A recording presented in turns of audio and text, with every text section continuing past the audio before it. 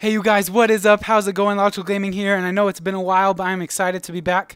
And this is a new game that I have created. I don't know, I just thought of the idea. I was just trying to messing around on Project Spark, trying to think of something to make. So let's just go see how it works first of all, and I'm pretty proud of it. So look, it has each of the buttons, and you press them, and then it keeps track of your score. The Y button is green because I was just experimenting with what colors would look best when it grows. And so if you press the wrong button, see I'll press the wrong one right here, it says wrong in the middle and it actually subtracts your score one.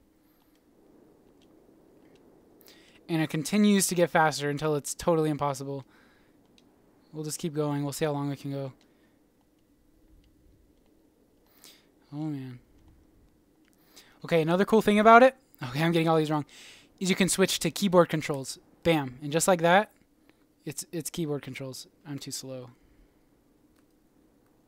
And you can see my score just goes down super fast if I press like crazy. And now we're in the negatives. Okay, so that is the game. Now let's show how I made it. So I have these 4 rocks, which are the buttons, and they are just set to display. Let's look at this guy. He's the main one. They display the A logo. Not when you type this in, you have to make sure you go to the gallery picker and pick the actual image for the A button, not like where you go to press A. So they'll display that A button at their position at a scale of 4. If they're using the controller, it'll be an A.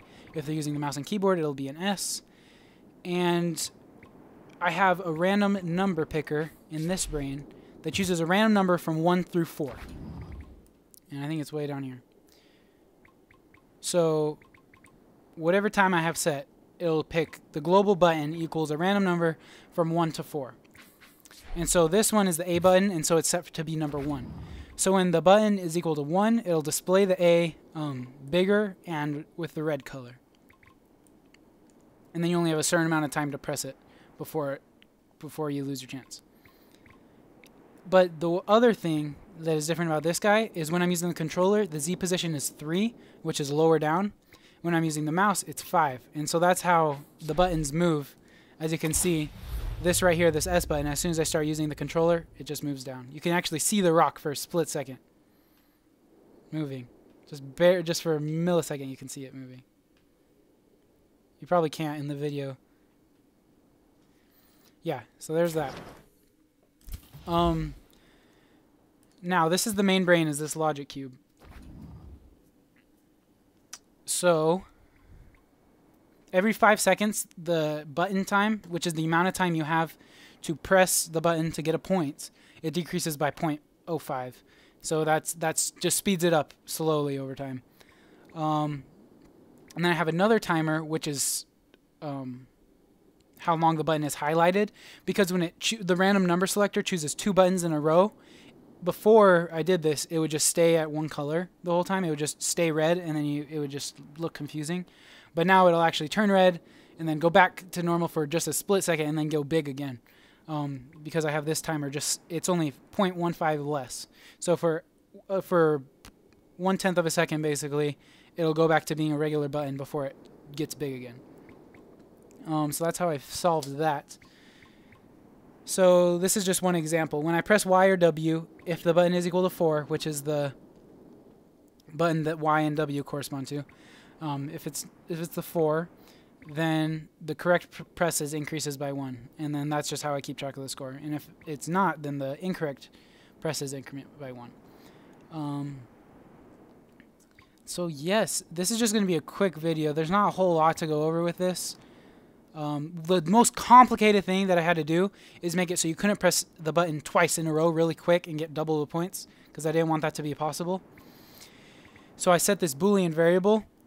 So only when it's equal to false will it give you the points, and then as soon as you get the points once, it'll switch it to true. And so the next time you press it, it'll stop right here and it won't give you the points. And then every time the new button is switched, every time you hit that button timer, it resets it back to false, and so the next time you can press it again. So that was a tricky thing to figure out. That took me a while. This is just the display for wrong or right. When you press the button. I don't know if you guys could even see that. It just barely pops up for a split second. I'll use the controller. See, it says right, right, right. then wrong. An interesting side effect is I can actually use the left stick to press these buttons when I'm using the controller. I'm using the left stick right now, if you can hear it. Because it automatically is like it's using the WASD keys like I'm doing this, except it's with the left stick. So yeah, that's going to be it for this video, you guys. Please comment what you guys want me to make next. I'm actually going to college soon. I'm all grown up. So I might not be able to do videos quite so much until I get kind of things figured out. I'm bringing my laptop and everything with me, so I have the ability. But I would love if you guys comment and just tell me what you want me to do with this channel, because it's all about you guys. Thank you so much for watching. I hope you enjoyed. I hope I entertained you in this time that you're watching this video, daytime, nighttime, midnight, whatever. And I will see you soon. Goodbye.